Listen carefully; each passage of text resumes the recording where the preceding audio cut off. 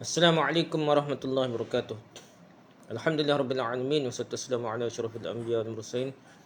Sayyidina Muhammad wa ala alihi wa sahbihi ajma'in. Rabbi shrah li sadri wa yassir li amri wa hlul 'uqdatam min lisani yafqahu qawli. Amma ba'du. Kita sama balik kitab kita ni, kitab Sabilul Muhtadin karangan Syekh Muhammad Rasyid Al-Banjari. Sabilul Muhtadin karangan Syekh Muhammad Rasyid Al-Banjari. Pada fasal pada menyatakan puasa tatawwu. Fasal menyatakan sunat lah, puasa sunat. Bermula puasa tatawwu, puasa sunat itu iaitu sekalian puasa yang tiada difardukan oleh Allah SWT. Sunat mengerjakan dia, itu dah puasa tatawwu. Kerana bagi puasa fardunya dan sunatnya beberapa fadilah dan sawab dan pahala dah. Yang tiada menghinggakan dia, jadi banyak sangat tak terhingga pahala puasa ni. Hanya Allah Taala sahaja tahu dah. Dan dari kerana inilah mengidafatkan Allah Taala akan amal, maksudnya disandarkan oleh Allah kepada Allah Taala akan amal puasa itu kepadanya. Jadi amalan lain tu wajib dah 27 kali ganda laga apa dah. Tapi bab puasa ni Allah saja bayar dah. Tiada sekali amal yang lainnya seperti firman-Nya dalam hadis qudsi. Ni firman Allah juga, tapi hadis qudsi dah. Katakan apa dah? Kullu bani Adam lahu illa shaum fa innahu li wa ana ujzi bih. Hadis qudsi dah. Setiap ibadah manusia ni baginya terkecuali puasa, maka ia bagiku. Kulli bani Adam lahu. Setiap bagi manusia tu, setiap manusia baginya dah. Illa shaumu, kecuali puasa, fa innahu li, maka ia bagiku. Puasa ni bagi Allah. Wa ana ujzi bih, dan aku akan membalasnya. Hadis riwayat Bukhari dari Abu Hurairah radhiyallahu anhu. Dan adalah bersalah-salahan ulama pada menyatakan makna hadis ini. Jadi ulama beza pendapat lah, maksud sebenarnya atas berapa qaul, berapa pendapat.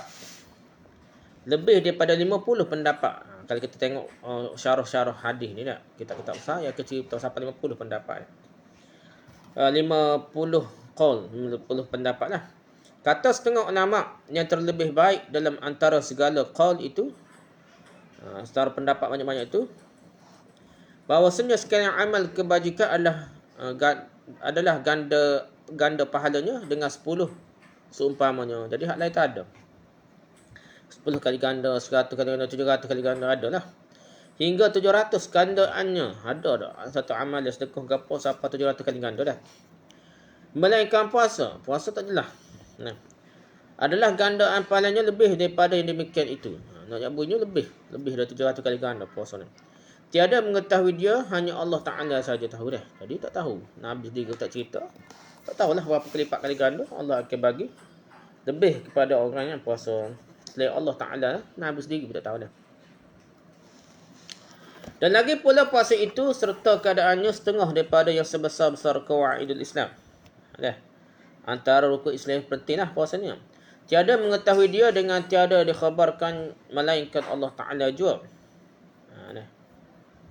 Jadi Allah Ta'ala sahaja boleh tahu besar mana pahala dia nak beri dah.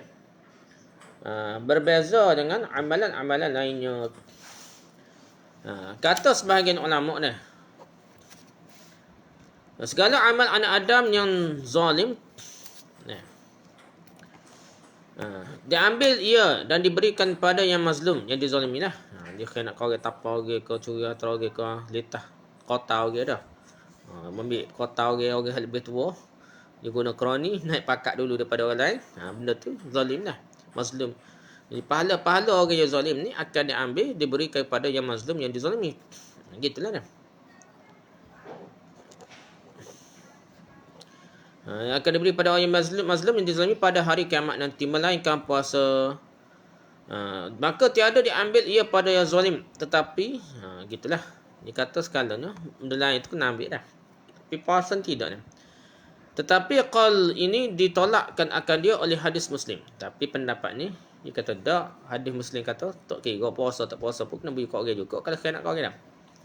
Yang menyatakan bahasanya puasa diambil ia serta jumlah daripada segala amal yang lainnya diberikan pada yang mazlum dan dizalimi. Jadi pendapat kuatnya hadis riwayat Muslim ada sebut tak kira lah dia ni amalan puasa atau amalan lain. Amalan puasa juga termasuk amalan-amalan akan diberikan kepada orang yang dizalimi ni. Puasa orang zalim, pahala puasa orang zalim diberi kepada orang yang dizalimi juga. Itu pendapat lebih kuat itulah. Setengah ulama bahasanya yang diambil daripada zalim itu iaitu amal yang asal juga. Ada setengah ulama kata amal pokok je, ambil amal pokok saja hak diberi kepada pahalanya diberi kepada orang-orang yang dizalimi. Dah. Adapun gandanya maka tiada diambil ia kerana semata-mata kurnia Allah Taala. Jadi kalau beri pahala basic je. Pahala ganda dia sampai 27 kali ganda, 700 kali ganda, 10 kali ganda ke apa tu tak boleh juga dah. Ni Allah A'lam ni pendapat semata-mata dah. Allah A'lam kalau beri juga mungkin juga dah. Kata Syekh Ibn Hajar Al-Hatami, kata ini hanya kuat ia akan sah yang demikian itu daripada Nabi sallallahu alaihi wasallam. Kalau ada hadis pun bagi kita kata kuat dah. Dan jika tiada hadis maka wajiblah kita mengambil dengan keumuman hadis sahaja, iaitu diambil segala kebajikan orang zalim, tak kira lah puasa kau ganti pahala kau diberikan pada mazlum yang dizalimi hingga apabila tiada yang tinggal daripada kebajikan zalim orang yang buat zalim suatu jua pun, maka dihantarkan atas zalim sekalian kejahatan mazlum ni. Maksudnya orang kena zalim tu, dosa-dosa orang kena zalim tu akan diberikan diserahkan kepada orang yang menzaliminya. Habis dah pahala-pahala orang zalim ni diberi kepada orang kena zalim. Dan dosa-dosa orang yang kena zalim pula diberi kepada orang yang kena menzalimi dia dah. Jadi tak usah urusin lah kita nak khianat dunia dah. Kena timbuk kau ni belah orang ke apa dah. Moga-moga Allah Ta'ala apakah dosa kita dah. Kadang-kadang lah cuba setiap upaya elok, tapi kalau jadi juga terkhianat, dikhianati dia, dizalimi, moga-moga Allah Ta'ala apakah dosa kita dah. Inilah harapan kita ni. Allah tu Maha Pengampun, Maha Pemurah, Maha Bijaksana. Tu harapan kita dah. Jadi maka apabila dihantar ke atas zalim kejahatan dosa-dosa mazlum orang yang dizalimi, maka terutama diambil segala kebajikan zalim. Lebih utama lagi lah benda-benda orang yang buat zalim ni, khianat kau orang ni, pahala-pahala kebaikan dia, haji dia, puasa dia, sedekah dia, apa tu, beri kepada orang yang zalim yang asal dan gandaannya. Maksudnya asal ke pokok dia ke ataupun gandaan pahala pun beri belaka lah selagi tak cukup buat bayar dosa khianat kau orang ni. Kerana gandaannya pahala tu, gandaan pahala itu jumlah sebahagian daripada kebajikan orang zalim ni, jua dah, serupa lah. Pahala dia juga, tak kira pahala gandaan ke pahala pokok ke, semua tu milik orang yang zalim. Tapi kalau dia buat jahat kau orang, dia khianat kau orang, dia zalim kau orang, maka pahala tu kena serah belaka lah. Kena serah belaka kepada orang yang dizalimi. Dan lagi semata-mata kurnia Allah Ta'ala itu tiada tertentu ganda kebajikan. Kerana sekali kebajikan sama ada ia asalnya, pokoknya atau pergandaannya tiada diperolehi melainkan dengan semata-mata kurnia Allah Ta'ala, seperti yang diiktikadkan oleh ahli sunnah wal jamaah. Jadi satu pahala pokok kau, pahala gandaan kau sampai 27 kali ganda, 10 kali ganda, 100 kali ganda, 700 kali ganda, semua tu gandaan pahala tu semuanya kurnia Allah. Ataupun pahala pokoknya satu ni, sekadar satu pahala bobo cukup, lepas kata semaya bobo tak kosong mana ni boleh pahala basic, itu kata asal dah. Maka kalau boleh paling basic pun, bahasa pahala gaji pokok kata tak ada bonus ke apa pun, tetap juga adalah kurnia Allah Ta'ala juga. Dan apabila ia zalim pada orang, ia akan diberikan kepada orang lain juga. Tak kira lah pokok ke, gaji pokok ke, gaji bonus ke, semua boleh buat bayar hutang dah. Itulah ceritanya. Itulah i'tikad Ahlussunnah Jamaah dah. Tak kira pahala banyak, pahala sikit kau, adalah kurnia Allah lah. Bukan wajib atas Allah ni. Allah ni beri dah. Lepas tu dah. Dan setengah daripada hadis yang menyatakan fadilat kelebihan puasa, iaitu sabda Nabi SAW, Man sama yawman fi sabilillah ba'adallahu wajhahu 'anil nar 70 kharifan. Artinya barang siapa yang berpuasa satu hari jannah Allah, Allah menjauhkan mukanya dari api neraka sejauh 70 tahun. Hadis riwayat Bukhari, Muslim, Ahmad, Tirmizi dan Nasi dari Abu Sa'id Al-Khudri radhiyallahu anhu. Nah, hadis ni kuat lah. Jadi siapa puasa satu hari jalan Allah, biasanya perang dia. Jihad ni. Allah jauhkan mukanya dari api neraka sejauh 70 tahun. Satu hari baru tu tak? Kalau banyak hari lagi jauh lah daripada api neraka dah. Hadis sahih, hadis kuat ni.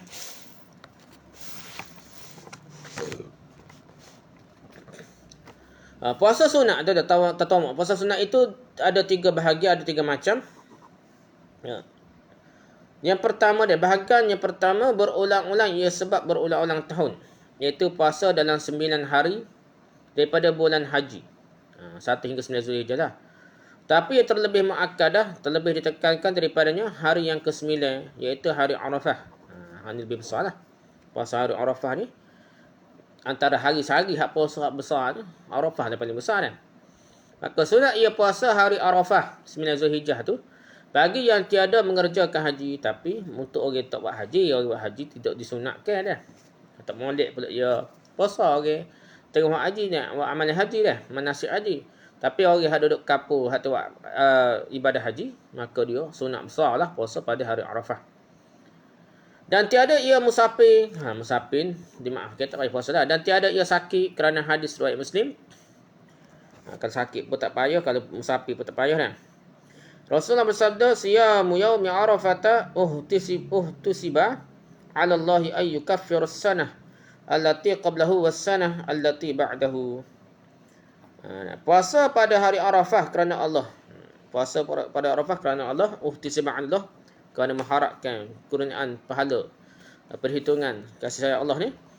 Ay yukaffir sanah, Allah akan tutup kesalahan dosa-dosa setahun. Allati qablahu, yang sebelumnya, was-sanatu allati ba'dahu, dan setahun sesudahnya. Hadis riwayat Muslim. Salah pahala dia kan. Allah akan tutup, akan hapuskan dosa dia setahun yang dahulu dan setahun yang kemudian. Jadi besar. Hadis ni hadis riwayat Muslim ni, hadis riwayat Muslim.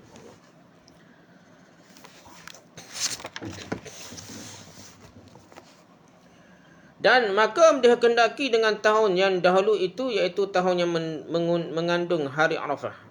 Dah. Maksudnya tahun hak tengah berlangsung hari Arafah lah, tak? Setahun sebelum dekat hujung bulan Zulhijjah ni, bulan 12 lah. Maksud setahun yang sebelum ni, tahun hak tengah dibuat haji lah. Dah. Bulan ke-12 tu, bulan Zulhijjah tu, bulan ke-12 tu. Termasuklah tahun tu lah, bulan tu untuk tahun lepas. Sebenarnya tahun lah, tahun tu tengah-tengah buat lah haji dah. Tu dah. Termasuk hari tu lah, mengandung hari Arafah tu lah, yang dipuasakannya. Dan akhir tahun tu, tahun akan datang tu, akhir bulan haji yang puasa ia dalamnya. Jadi habis lah, habis bulan haji dah, bulan Zulhijjah habis. Dan awal tahun yang kemudiannya, iaitu awal Muharram. Gini lah kata, gini maksudnya akhir tahun lepas tu, tak tahun qablahu tu, sunatan qablahu tu, maksudnya tahun yang lepas tu, maksudnya termasuk dia tengah buat haji dah, termasuk tahunnya bulan haji tengah buat tu dah. Dan berakhirnya sehingga habislah bulan Zulhijjah tu kan. Dan tahun akan datang tu tak, dah dia kata qablahu as-sanata allati ba'dahu dah.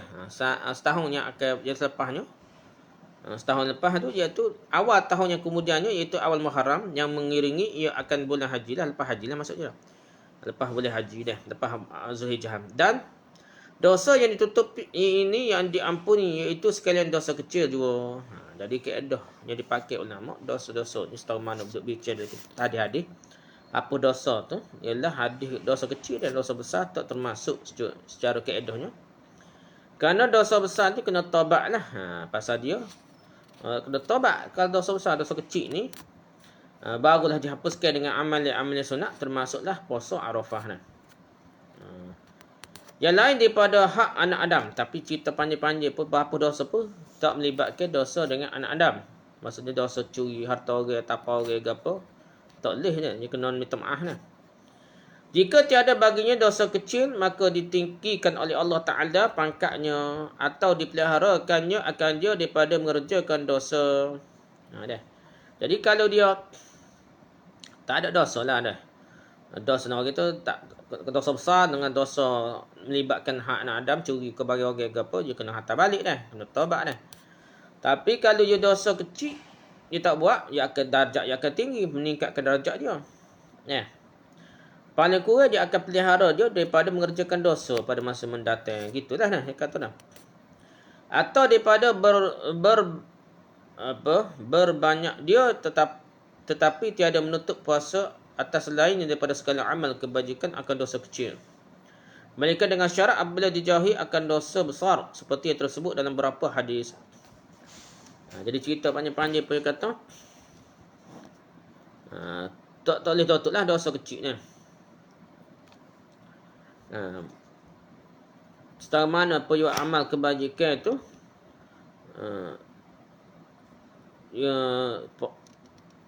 dia kena jauh, tidak dapat menutup dosa besar dah. Kebajikan manusia buat setara mana pun amalan sunat tu, ia hanya dia boleh berguna terfadilat apa dosa gapo dengan tidak mengerjakan dosa besar lah. Dosa besar dia kena taubat lah, macam kita cerita saat ni lah. Okey, habis itu dah. Adapun orang yang mengerjakan haji maka tiada sunat baginya puasa Arafah. Bahasa besar setara mana orang buat haji tidak sunat puasa Arafah. Tetapi sunat baginya berbuka pada hari itu. Sunat berbuka. Besar pahala buka puasa pada hari Arafah dah bagi orang yang buat haji dah. Dan jika tiada mendoaifkan akan dia puasa daripada doa sekalipun. Kalau dia kata hari Arafah ni tidak dia duduk kemo sedap ke apa dia. Tidaklah lembek letak ni, segar bogar sihat pun dah. Kalau puasa pun boleh. Tapi tetap juga sunat tak puasa, bukan sunat puasa, sunat tak puasa pada hari Arafah di padang Arafah lah dah. Jangan kita kata aku sihat segar ni puasa Arafah nak beli fadilat tak boleh. Lah mana pun tak boleh Nabi lagi dah. Kerana mengikat perbuatannya Nabi SAW adalah Nabi SAW wukuf di Arafah pada hal ia berbuka. Nabi buka. Nabi suruh buka dah. Tak boleh puasa pun pada hari Arafah. Jadi ikut perbuatan Nabi lah. Hebat setara mana kita, Tok Wali, Tok Guru setara mana pun. Ajaran dia setara mana hebat pun tak boleh lawih hak Nabi. Ajar dah. Kita kena tinggalkan amalan Tok Guru, Tok Ta'alim mana pun. Ulama besar setara mana pun kalau tidak bawa dalih kerana ikut Nabi lah. Kita ni banyak kali dah kita jumpa kerana Nabi tak buat, kita tak boleh buat. Banyak kali dah. Bukan hak ni saja dah. Okey, lepas tu. Dan lagi supaya kuat ia atas berbanyak-banyak doa. Supaya buat amal ibadah banyak, doa banyak di pada Arafah. Dan berzikir pada hari itu. Supaya banyak berzikir. Maka puasa pada hari itu khilaful aulad. Bercanggah dengan perkara yang lebih utama lah. Dan kata setengah ulama makruh. Tetapi jika tiada ia musafir. Kalau tak musafir, makruh. Kalau musafir, tak makruh lah kalau puasa nak ikutkan.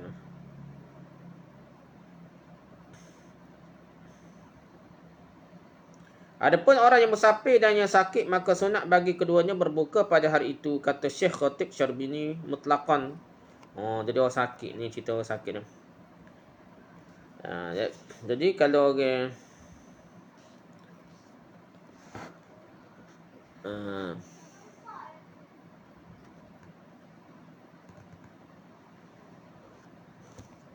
tak adalah silap ni, maksudnya makruh kalau orang yang musafir puasa itu dah. Pasal dia musafir ni molek tak puasa dah. Nama orang yang sakit dan orang yang musafir sunat tidak berpuasa dah pada hari itu dah. Begitu dia kata dah. Syekh Khatib Syarbini dia kata lah mana pun dia berbuka lah. Molek berbuka dah. Dan menurut Syekh Ibn Hajar Al-Hatami dah, jika tiada melelahkannya dah, tidak melelahkannya puasa, dan jika tiada hasil mudarat ia dengan puasa sekalipun walaupun tak mudarat setara mana pun, kalau kita musafir tetap afdalnya kita tidak puasa dah. Itu kaedah dia dah. Dan demikian lagi sunat muakkadah, sunat yang ditekankan puasa pada hari yang ke-8 daripadanya, iaitu hari tarwiyah dah. Kerana mengambil ihtiyat, berhati-hati bagi hari Arafah. Tapi puasa pada hari yang ke-8 ni, 8 Zulhijjah ni. Dan yang dahulunya itu sunat bagi yang mengerjakan haji dan yang lainnya dah. Tapi orang haji tidak dilarang dah. Pada 8 Zulhijjah tu Nabi tak lari lah. Oleh sebab itu boleh puasa dah. Tapi gitulah, orang haji pun boleh lagi puasa. Jadi orang buat haji pun boleh puasa 8 Zulhijjah kan, tak ada larangan Nabi lah. Gitulah cerita dia dah. Tapi 9 Zulhijjah tu Nabi lari, Nabi suruh buka puasa dan Nabi buka puasa dah. Okey, dan demikian lagi puasa pada hari Ashura. Seterusnya puasa hak sunat hari ni, satu hari hak besar puasa ni, puasa Ashura 10 Muharram. Iaitu ke-10 daripada bulan Muharram, dan puasa Tasu'a, iaitu yang ke-9 daripada bulan Muharram itu, dah 9 Muharram dan 10 Muharram lah. Kerana hadis riwayat Muslim, kerana ada hadis riwayat Muslim. Dia kata apa? Siyamu Ashura 'ala Allahi ay yukaffir as-sanata allati qablahu. Puasa Ashura kerana Allah ni bahawa menutup dosa setahun sebelumnya, hadis riwayat Muslim. Ia bukan setahun depan dah, setahun hak sebelumnya dah. Dan lagi dah. Dan satu lagi hadis.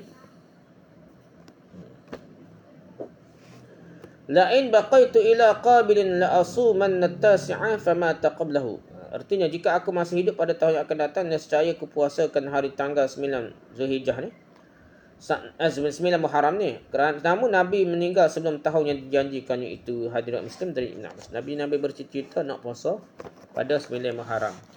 Selain daripada 10 Muharram dah. Tapi Nabi meninggal lah. Jadi cita-cita Nabi tu, ulama buat kaedah boleh juga jadi hukum sunat, walaupun Nabi tak dia buat sebab Nabi bercita berazam-azam nak puasa ni. Tapi tidak sebesar 10 Muharram lah gitu lah. Bermula hikmah puasa Tasu'a. Tasu'a ni 9 dah, 9 Muharram. Seperti puasa Ashura 10 Muharram itu menghasilkan ihtiyat. Menghasilkan berhati-hati bagi puasa Ashura. Kerana muhtamal berterus salah pada permulaan bulan. Ni boleh anggap salah. Ni pendapat ulama lah. Kita kena ikut mana kita yakin lah nak ganat. Tapi berhati-hati, seolah-olahnya mungkin kita ni awal ni, tiba-tiba tak nampak ni boleh. Lewatlah sehari, jadi sepatutnya hak 9 Muharram tu. Hawa ni hak cerita Hawa ni nak. Hawa tu jadi hak 8 sepatut hak 9 tu sepatut 10 ni. Ini pendapat ni. Dan lagi hikmahnya kerana menyalahi bagi kaum Yahudi. Ni hak besarnya, hak betulnya dah. Ni betul dia. Jadi mungkin ihtiyat tu pendapat lah. Ni betul lah. Nabi ni tak suka serupa dengan Yahudi nak bercanggah ni. Orang Yahudi puasa 10 Ashura saja. Kerana Nabi Musa selamat dari Firaun dan macam-macam lagi lah. Hari Ashura ni. Kita ni Nabi pun serupa juga, nak gembira juga dah. Cara gembira ni cara dengan puasa, bukan makan banyak macam madrasah setengah tu makan banyak. Madrasah cara Nabi ni suruh Nabi puasa dah. Betul lah sambutan Maulid hak Nabi suruh ni ialah dengan puasa dah. Begitu juga sambutan Muharram ni 10 hari ni kerana macam Maulid lah, peristiwa besar dah. Peristiwa besar bukan kelahiran Nabi dah, kejayaan Firaun mengalahkan Firaun dikalahkan oleh Nabi Musa dah, sehingga tenggelam dalam laut tu. Jadi Islam ni gitu, dia tidak tak sebodi sebenarnya cara Islam ni kalau kita tengok Maulid dah. Dia tengok pada peristiwa dah. Bukan pada kelahiran Nabi Musa, tapi kepada berjaya menentang penguasa yang zalim Firaun tu dengan mengalahkannya pada hari Ashura tu cara dah. Begitu juga tarikh Islam. Tarikh Islam tak guna style Kristian, Masihi ke apa dah. Kristian tu kira latah lahir Nabi Isa lah. Kita 2021 ni umur Nabi Isa lah kalau kira dah. Cara Kristian sebenarnya bukan cara Kristian juga, cara Yunani dah. Rom yang mempengaruhi orang Kristian sehingga dia buat tarikh lahir tersebut dah. Sebenarnya Nabi Isa pun tak ajar juga dah. Dia bukan kait dengan kelahiran nombor 1, tapi kait dengan peristiwa melibatkan Nabi tersebutlah, Nabi alaihi wasallam. Peristiwa apa yang besar? Kalau Nabi Musa, peristiwa besar ialah kekalahan Firaun lah. Kalau Nabi Isa, tak tahulah, ada peristiwa besar dia dah. Contohnya turun gapo ada peristiwa besar kita pula, hijrah ada peristiwa besar dalam Islam ni, dalam perjuangan Islam ni.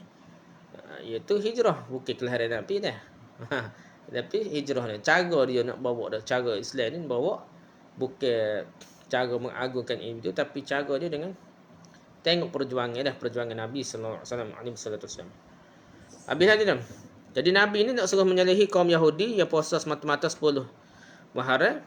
Kerana bahasanya mereka itu puasa mereka itu pada hari ke-10 sahaja tu orang Yahudi. Jadi Nabi nak suruh bercanggah, suruh puasa lah 9 Muharram dah. Jadi barulah 9 dan 10 Muharram telah tak serupa lah dengan Yahudi semata-mata puasa pada 10 Muharram. Faedah.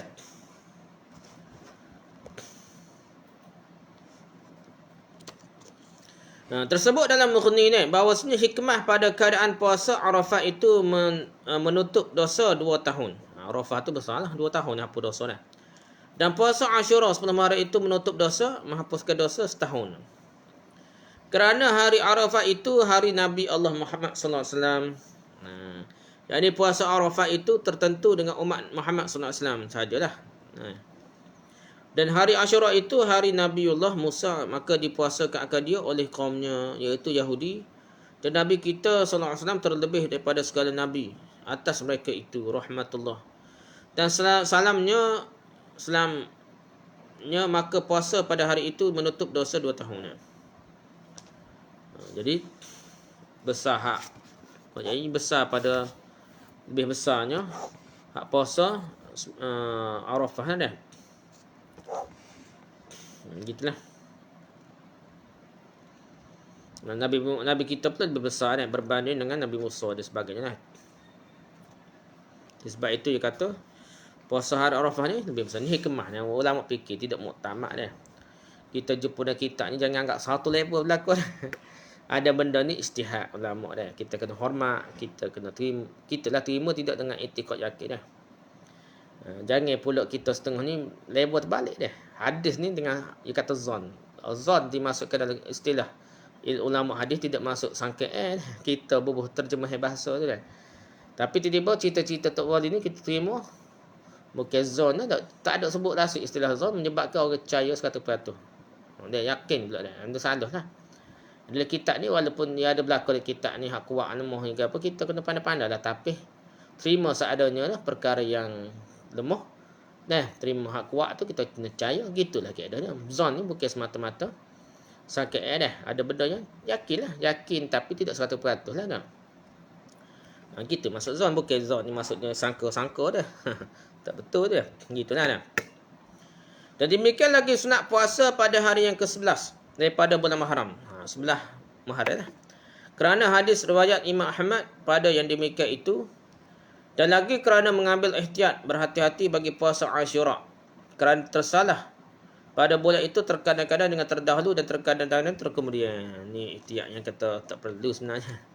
Tapi tak apalah, hadis tengok nama dia kata untuk berihtiyat dah.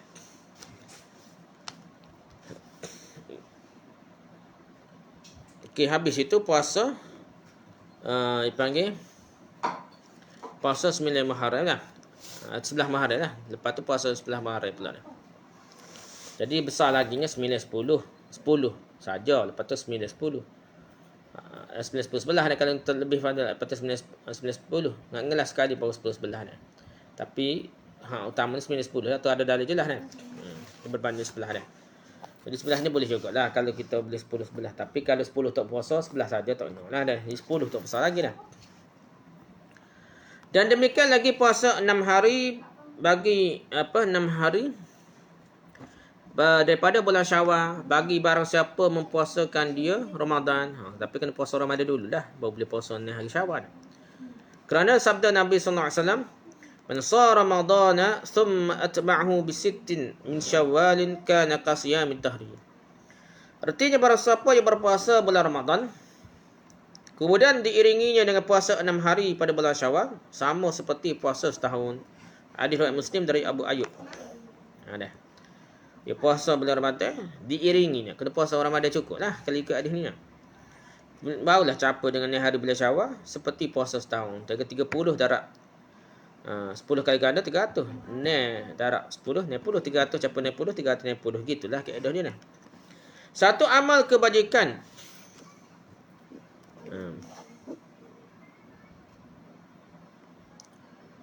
Kerana bahasanya satu amal kebajikan itu digandakan dengan 10 seumpamanya. Maksud 10 kali ganda lah. Maka jadilah puasanya sebulan Ramadan itu seperti puasa 10 bulan. Macam 30 hari itu sebulan. Tarak dengan 10 jadi 10 bulan lah puasanya. Dan puasa 6 hari daripada bulan Syawal itu seperti puasa 2 bulan. Sebab apa? 6 hari darat 10, 60 ni. 60 hari 2 bulan lah dah. Bagi 30, 2 bulan dah. Jadi 10 campur 12 bulan gitu lah. Dan perhimpunannya seperti puasa setahun dah. Macam puasa setahun lah. Kerana darat 10 lah ke 10 kali ganda. Maka diketahui daripada yang demikian itu bahawa tiada diperoleh seperti puasa setahun melainkan bagi orang yang mempuasakan Ramadan genap 30 hari. Kena cukup 30 hari baru boleh jadi puasa yang cukup. Fadilat je baca puasa setahun penuh dah. Tapi kalau orang tu tak cukup dah. Kerana dia hit lah rutina ke apa, sama ada dia puasa ganti tu selalu atau puasa ganti lepas ni, kena cukup puasa ganti capun ni hari tu baru cukup baru cukup 12 bulan tu dah.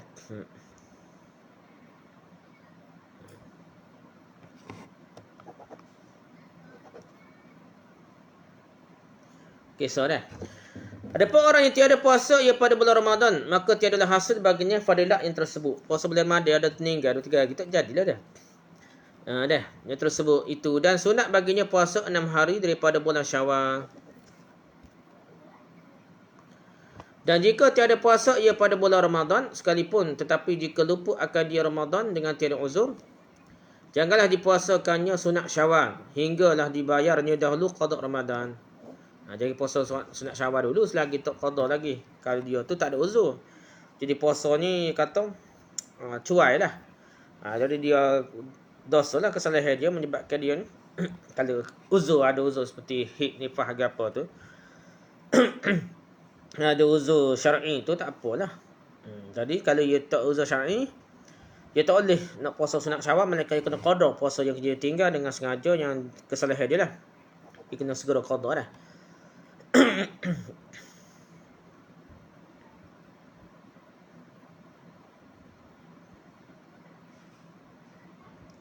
Kalau dia sampai sebulan dah, ni qada Syawal tu puasa sebulan ganti Ramadan hari tinggal sebulan, maka sunat qada puasa 6 hari tu sunat lah puasa qada 6 hari pada bulan Zulkaidah dah. Lepas Syawal tu Zulkaidah ya. Sudah qada dululah. Ni bagi yang kena faham kaedah dia orang yang puasanya tak ada uzur lah, maksudnya tidak ada sebab yang besar lah. Tapi kalau dia ada uzur yang bersebab, dia tak boleh sakit ke musafir ke atau pergi hid nifah ke, maka dia boleh lah tunda qada puasa qada dia tu pada bulan-bulan lain lah. Tapi untuk Syawal ni dia puasa sunat Syawal lah. Sunat Syawal saja dah.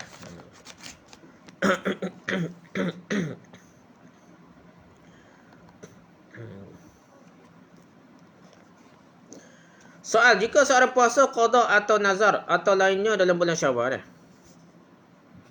adakah hasil baginya puasa sunat Syawal atau tiada? Inilah hak biasa orang nanya dah. Dia sebenarnya puasa qada, puasa nazar, puasa sunat lain pada bulan Syawal. Boleh ke puasa sunat Syawal hak ni hari tu dah? Kata Syekh Ramli dalam Nihayah, hasil baginya pahala sunat Syawal jika tiada dikosaknyakannya mengerjakan puasa sunat Syawal itu kemudiannya. Dan jika dikosakkannya mengerjakan dia kemudian daripada umpama qada itu, maka tiadalah hasil baginya pahala sunat Syawal.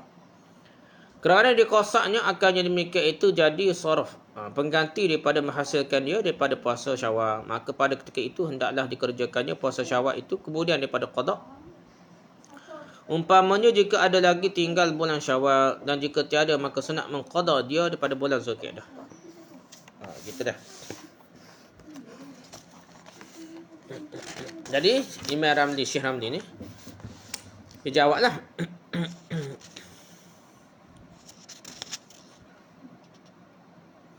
Jadi dia kata tidak dikosak dia menjaga sunat Syawal. Kali dia kosak niat dia kerja puasa solat sunat Syawal, puasa sunat Syawal, sesudah berniat qada, maka tidaklah dapat pahala puasa sunat Syawal lah. Kerana dengan konsep seperti itu, maka berubah dari puasa Syawal lah. Bukan puasa Syawal, puasa qada. Maka hendaklah dikerjakan puasa sunat Syawal, sudah kerja puasa qada. Lepas tu lah nak. Kalau tak ada jugalah habis, boleh Syawal habis dah. Okey, puasa qada dulu. Boleh qada puasa sunat Syawal tu pada bulan Zulkaidah, dia kata. Boleh qada puasa sunat Syawal tu pada bulan Zulkaidah. Dia kata gitulah. Ni pendapat Syekh Ramli lah.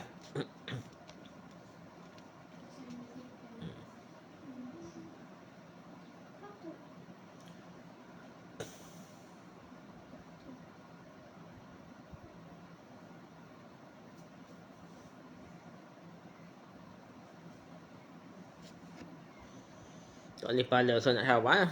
Qada kat qada je, tak boleh gabung. Kita kena situ dah. Soal, jika seorang puasa sebulan Ramadan, kemudian maka diiringinya akan dia dengan puasa sunat 6 hari, lain daripada 6 hari sunat Syawal. Nescaya adalah ia seperti puasa setahun juga. Kerana tiap-tiap satu kebajikan digandakan dengan 10. Seumpamanya, maka apa ketentuan puasa 6 hari sunat Syawal serta bulan Ramadan yang tersebut dalam hadis? Dah, kalau puasa orang nanya pun ngaji juga tak? Kalau puasa penuh bulan Ramadan, lepas tu puasa ni hari pada bulan Syawal. Tapi dia tidak niat dia puasa sunat Syawal. Ikira macam boleh puasa setahun juga. Kerana satu kali ganda darat 10 dah. Syekh ni jawablah, bahasanya puasa 6 hari sunat Syawal serta sebulan Ramadan itu adalah seperti puasa fardu setahun. Dengan tiada berganda, dan puasa 6 hari sunat yang lain daripada Syawal serta sebulan Ramadan adalah serta puasa setahun. Dengan tiada berganda seperti puasa sunat 3 hari dalam tiap-tiap bulan daripada yang 12 bulan, maka iaitu seperti puasa puasa sunat setahun. Jadi jika lagi ada puasa 6 hari bulan Syawal ni seperti puasa setahun.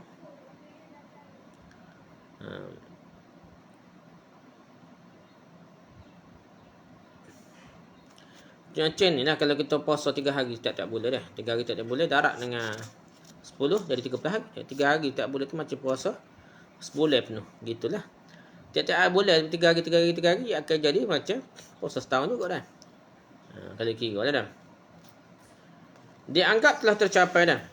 Dan hasil sunat Syawal dengan mengerjakan dia berturut-turut atau bercerai-cerai dan dengan berhubung dengan hari raya dah. Maksudnya lepas hari raya tu, hari raya kedua tu puasa sunat Syawal tu. Atau tiada berhubung dengan hari raya dah. Tapi mengerjakan dia dengan berturut-turut lagi berhubung dengan hari raya terafdal kerana menyegerakan dengan berbuat ibadat. Afdal tu segera lah. Tapi tak buat awal pun boleh. Dia kata dah. Puasa lewat sikit pun asal kecukup ni lagi dalam boleh. Syawal tidak semestinya berturut-turut. Kata hak setengah kata tak sah lah kalau tak berturut-turut tu pendapat tak ada. Tapi kebanyakannya Syiah. So nak saya tahu dah. Tahu apa yang kata puasa sunat Syawal tu benar dah. Adalah.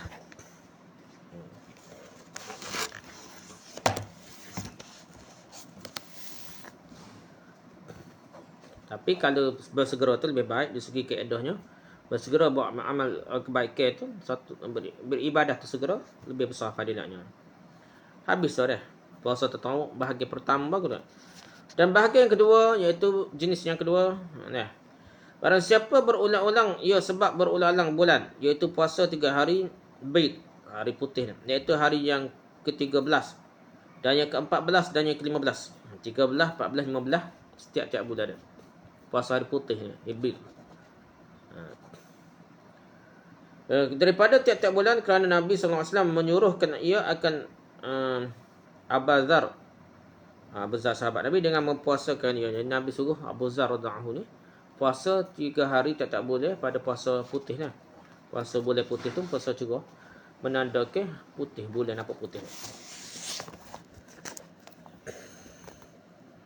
Dan bermula hikmah keadaan puasa itu 3 hari kerana tiap-tiap satu kebajikan digandakan dengan 10 seumpamanya. Jadi 3 hari sebulan seumpama 3 darab 10 macam sebulan dah ya puasa dah.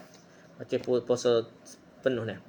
Maka adalah puasa 3 hari itu seperti puasa sebulan dah. Maka kerana inilah sunat puasa 3 hari pada tiap-tiap bulan supaya kita ni seolah-olah kita puasa tak berhenti sepanjang tahun. Dan jika lain ia daripada hari bid, hari putih tu sekalipun, tetapi puasa pada hari yang ke-13 daripada bulan Zulhijjah itu haram lagi, tiada sah. Dari kerana ia daripada hari tasyrik. Tapi walaupun kita kata Maulid puasa 13, 14, 15, tapi selagi ada hari tasyrik tak boleh lah dah. 13, 14, 15, 13 tak boleh dah. 11, 12, 13 tak boleh dah. 10, 11, 12, 13 tak boleh puasa. Hari tasyrik 14 lah baru boleh puasa. 14, 15, 16 lah. Maka hendaklah dipuasakannya hari yang ke-16 ganti hari yang ke-13 lah. Jadi puasa 14, 15, 16 lah. 13 tu ganti 16 lah. Dan terlebih ihtiyat berhati-hati hendaklah dipuasakannya hari yang ke-12 serta ketiga hari kemudiannya. Kerana khilaf ulama pada permulaan segala hari bid, hari putih kata setengah dah. Dia kata Maulid start 12. Kita pagilah 13, 14, 15. Senang dah. Tak usah ihtiyat ada bagi jelas dah. Kata setengah hari yang ke-12 dan kata setengah hari yang ke-13 barulah putih dah. 13, 14, 15. Ada setengah kata kita lah, tapi kita kira pendapat kuatnya biasa 13, 14, 15 dah, bukan 12, 13, 14 kan.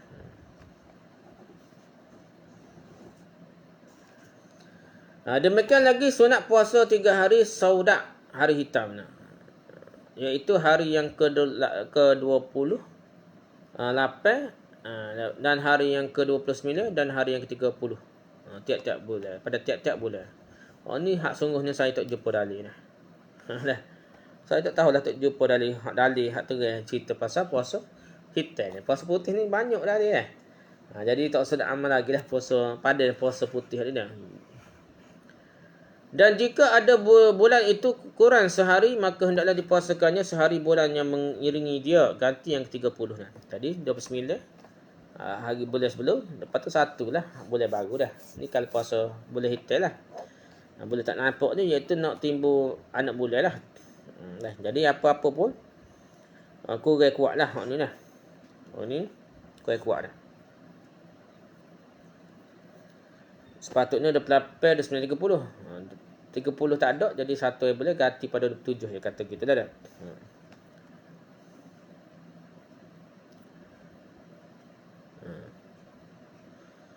Dan sunat pula puasa pada hari yang ke-27 serta 3 hari kemudiannya, dari 4 hari lah, kerana khilaf ulama pada permulaan hari saud, hari gelap tu. Tapi kita kira dalil ni kuat lah, tidak digalakkan mana oleh saya nak. Kerana tidak jelas ni dari segi dalilnya puasa hari hitam ni.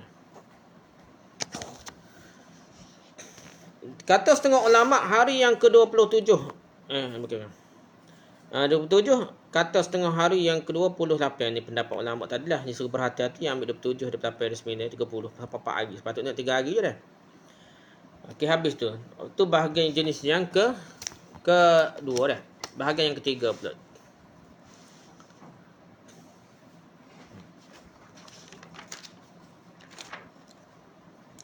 Dan bahagian ketiga jenis kedua barang yang berulang-ulang ia sebab berulang-ulang usbu' berulang minggu, iaitu 7 hari. Tadi berulang tahun, lepas tu berulang bulan. Tak bulan 3 hari dah. Ni berulang minggu pula dah. Berulang usbu', berulang minggu, iaitu 7 hari lah, iaitu puasa Isnin dan Khamis. Kerana Nabi SAW adalah ia bersungguh-sungguh pada mempuasakan keduanya serta sabdanya. Nabi sebut apa dah? Innahuma tu'radu fihimal a'malu fa uhibbu an yu'rada 'amali wa ana sha'im. Bahawa 2 hari ini, yakni Isnin dan Khamis, fihima dah, jadi naikkan pada kedua hari itu segala amal. Maka aku senang dinaikkan amalku sedangkan aku dalam keadaan berpuasa. Hadis riwayat Muslim dari Abu Hurairah.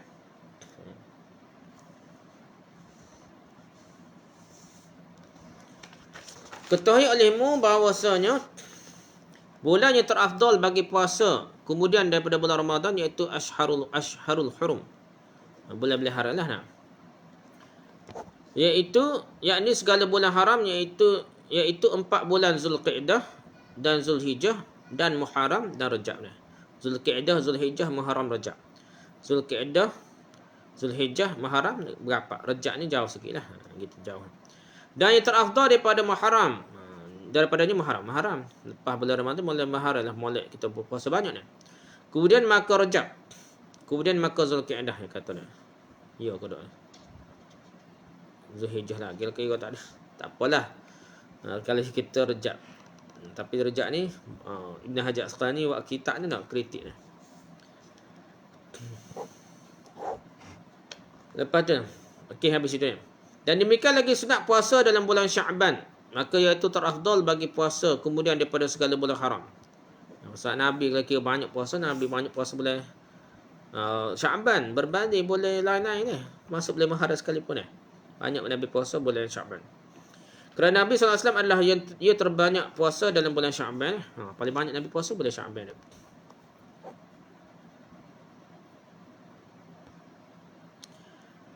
Apa sebab Nabi berbanyak-banyak puasa dalam bulan Sya'ban serta keadaannya bulan Muharram itu lebih afdal daripada bulan Sya'ban untuk puasanya? Jawabnya, kerana bahasanya Nabi SAW adalah mendatang baginya dalam bulan Muharram. Itu berapa uzur yang menegahkan akan dia daripada berbanyak-banyak puasa dalamnya bulan Muharram tak tidak. Atau diihtimalkan, dianggaplah bahawasanya Nabi SAW tiada tahu ia akan kelebihan bulan Muharram melainkan pada akhir hayatnya. Ini pendapat lah dah. Tapi Nabi ayat jelas dia puasa banyak boleh Syawal ni boleh-boleh tupai bini dia lah. Bini dia ni ada tak ganti puasa lagi banyak bini sembilan hari tu tak apa. Nak ganti puasa pada masa tu. Lepas ke Nabi pun puasa yang lah gitu ni. Jawapan ni anggapan lah.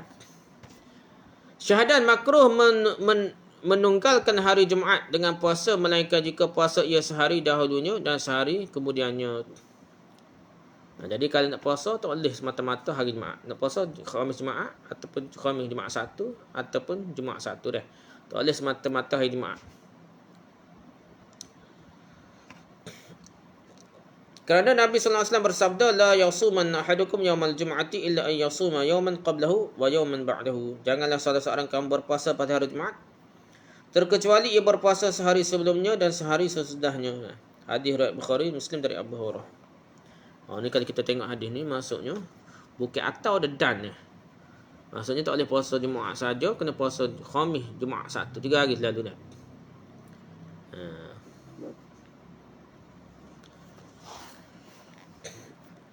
Dan lagi kerana jadi nak puasa belakang lah. Kalau nak puasa Jumaat, puasa Khamis dan puasa 1 dah. Dan lagi kerana hari Jumaat itu hari Eid, hari raya, seperti yang tersebut pada setengah riwayat hadis Dan lagi supaya kuat dengan berbuka pada hari itu atas mengerjakan berapa pekerjaan ibadat. Di hari Jumaat tu kita nak buat ibadah banyak. Kita Melayu tak banyaknya orang lain. Hari Jumaat ni pagi pas ke Zuhur, pas ke Jumaat sudah lah tak. Pagi lagi dah buat ibadah. Nak tenaga dah. Dan berapa pekerjaan ibadat yang lebih dalam hari itu, hari Jumaat tu banyak buat ibadah. Hari kerja kalau tepat negeri hak kerja lagi kurang ibadah dah. Lagi lewat ke tak. Dan demikian lagi makruh menunggalkan hari sebab hari Sabtu dah dan hari Ahad. Jadi hari Sabtu Ahad ni tak boleh kita semata-mata hari Ahad puasa atau hari Sabtu puasa. Dengan puasa kerana ditegahkan puasa pada hari Sabtu. Ada hadis hari Sabtu dah. Dan dikiaskan atas hari Ahad ni. Hari Ahad pun dilarang juga. Dah pasal hari Sabtu ni hari Yahudi dah. Hari Ahad ni hari Kristian dah.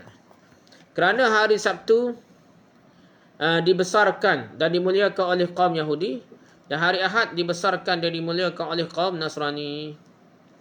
Maka beradaklah mereka itu imsak dalam hari itu daripada barang pekerjaan. Jadi orang-orang Yahudi dia berhenti kerja lah hari Sabtu ni. Kita ni ikut putih dia puas cuti hari Sabtu. Jumaat dulu Sabtu Ahad dah. Jumaat tak puas cuti dah. Ada negeri tu Jumaat 1 ada lagi dah. Hak moleknya kalau negara Arab Saudi ke apa Khamis Jumaat dah. Isu canggah tegur dah. Dan usaha maka dikendaki dah. Jadi usaha kerja buat gapo berhenti belaka dah. Jadi maka dikendaki oleh syarak. Dengan demikian itu menyalahi adab mereka. Jadi agama ni kita suruh bercangguh dengan amalan orang Yahudi dah. Dia cuti, kita buat kerja. Pakai kita tidak mesti cuti hari Jumaat sekalipun dah. Cuma kena banyak ibadah lah dah. Molek cuti lah. Kalau nak suruh banyak sungguh dah. Kalau tak cuti pun tak apa. Boleh buat kerja buat hari Jumaat ni. Cuma tak boleh lah cuti semata hari Sabtu dan Ahad. Sebab tu serupa dengan orang Yahudi Nasrani pun dah. Tetapi jika dihimpunkan puasa Sabtu dengan puasa Jumaat atau puasa Ahad, Ya. Jumaat, Sabtu, Ahad. Atau dihimpunkan puasa Ahad dengan puasa Sabtu. Atau puasa Isnin, maka tiadalah makruh. Kalau gabung-gabung banyak hari tu, itu tak jadi makruh pula dah. Tidak semata-mata pada hari Ahad, tidak semata-mata pada hari Jumaat, ataupun tidak semata hari Sabtu lah. Dan tiada makruh menunggalkan hari Sabtu dan Ahad itu dengan puasa nazar atau qada atau kafarah ni. Puasa wajib ni tiba-tiba hari Ahad kita puasa wajib, qada ke apa, jadilah ni.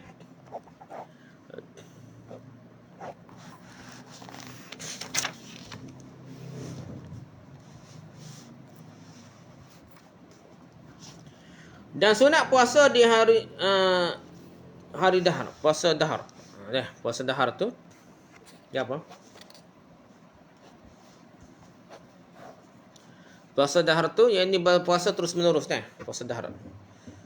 Iaitu sentiasa pada tiap-tiap hari lain daripada hari raya dan hari tasyrik bagi barang siapa tiada takut akan mudarat dirinya atau akan luput suatu hak yang wajib atau yang sunat. Kerana sabda Nabi sallallahu alaihi wasallam, man sama ad-dahra duyiqat alaihi jahannam hakadha. Barang siapa berpuasa dahar sepanjang masa, nescaya disempitkan baginya pintu neraka jahannam. Tapi hadis dhaif dah. Tak kuat manalah secara umumnya. Seperti ini lalu diakadkannya. Lepas tu lalu Rasulullah melipatkan jarinya yang disempitkannya bagi neraka jahannam sehingga ia dapat masuk ke dalamnya atau tidak diperolehinya tempat dalam neraka. Maksudnya payah nak masuk neraka kan kalau dia puasa seumur dah.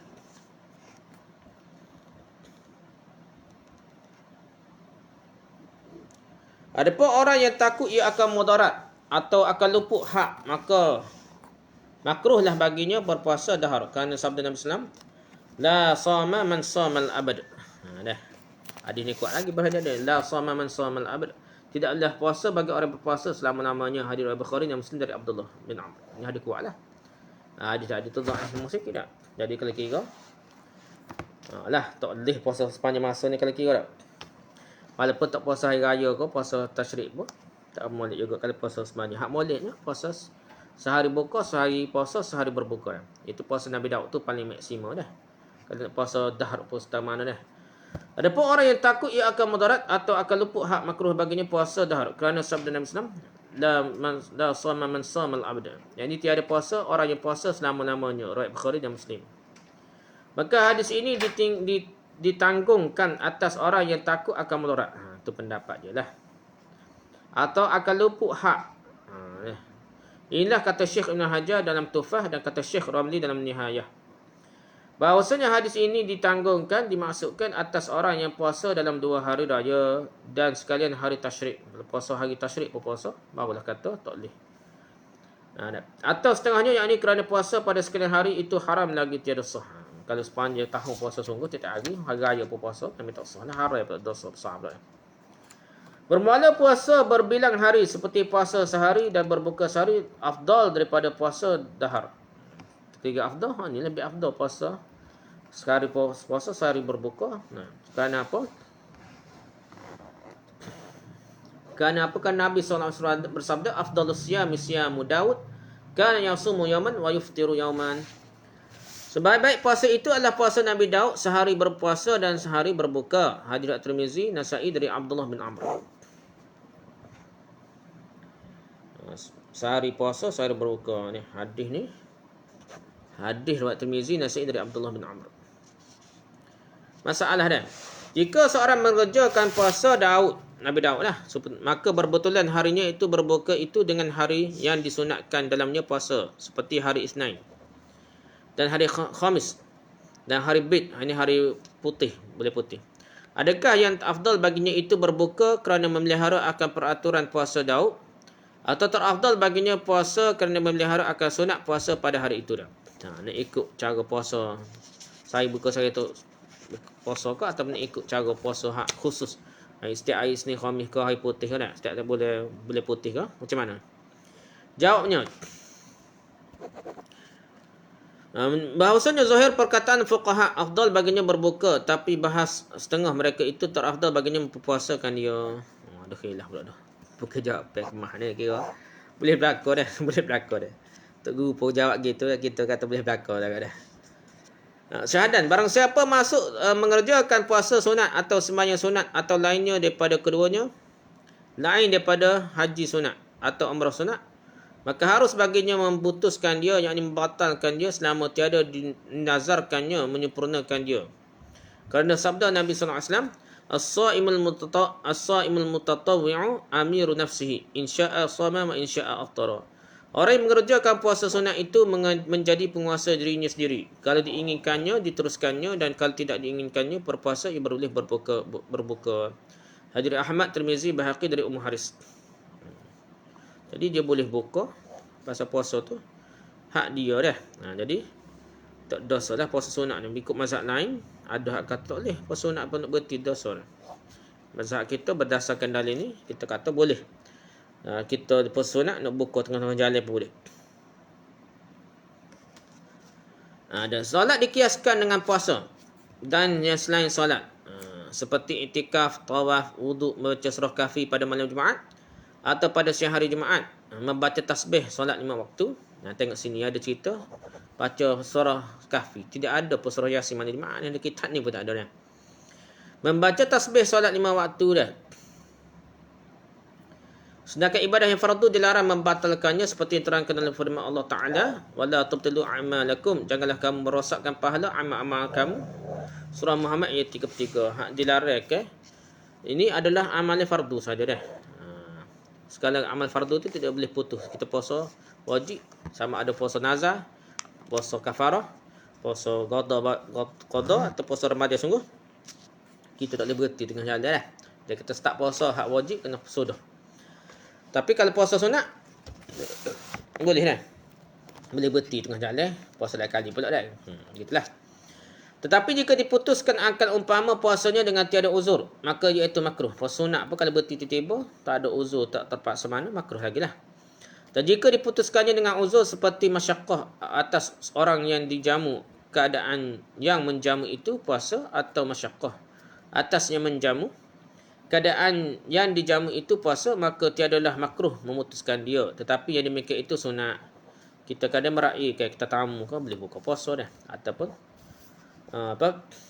kita tetamu meraihkan orang nak pergi makan kita boleh buka puasa dah.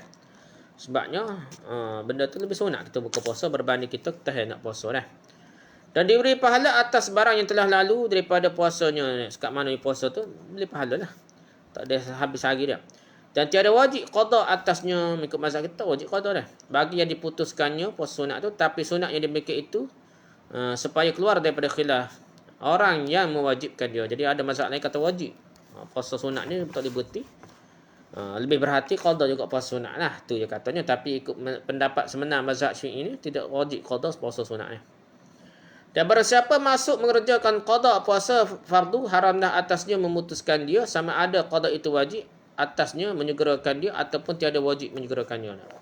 Kalau kita bukan kerana uzur, bukan kerana tak sengaja pepisah, pemalah atau pecuai diri kita tak puasa itu kerana musafir kau sakit kau dah, atau haid nifas kau apa dah, maka kita tak wajib segera qada puasa dia dah. Kita boleh tangguh dah. Tapi kalau kita dah haram kalau kita nak putus puasa tersebut dah.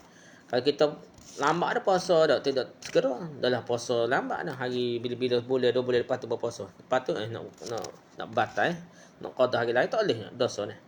Jadi haram dah, berhenti dah apabila tu puasa wajib, sama ada puasa kafarah, puasa kafarah puasa nazar ke atau puasa qada dah.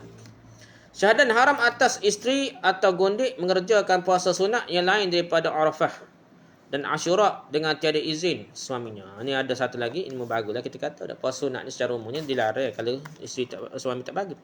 Tapi kalau tak dapat izin untuk puasa Arafah dan Ashura ni setahun sekali jaga ni, boleh tak minta izin dengan suami dah. Atau tuannya, tak minta izin tuannya yang hadir, yang adalah di tempat ni, untuk lelaki ada rumah ni. Atau dengan tiada pengetahuannya akan redanya. Persalahan jika ada suaminya atau tuannya itu ghaib daripada negerinya, maka tiada haram atas keduanya puasa sunat. Jadi kalau nak puasa sunat pun, kalau tak lelaki dia dia panggil outstation, kita kata dah, kerja lain jauh dah sebulan kau pergi lain dah, askar ke apa ke. Jadi ada tugas di luar sehingga dia ni memang je lelaki tak ada rumah, molek dia puasa sunat lah. Jadi tidak haram lah dia nak puasa sunat tu dah. Kalau tak lelaki tak ada negerinya, tak haram lah. Adapun saya perempuan, hamba perempuan yang tidak halal bagi tuannya seperti saudaranya, dan saya lagi laki-laki yang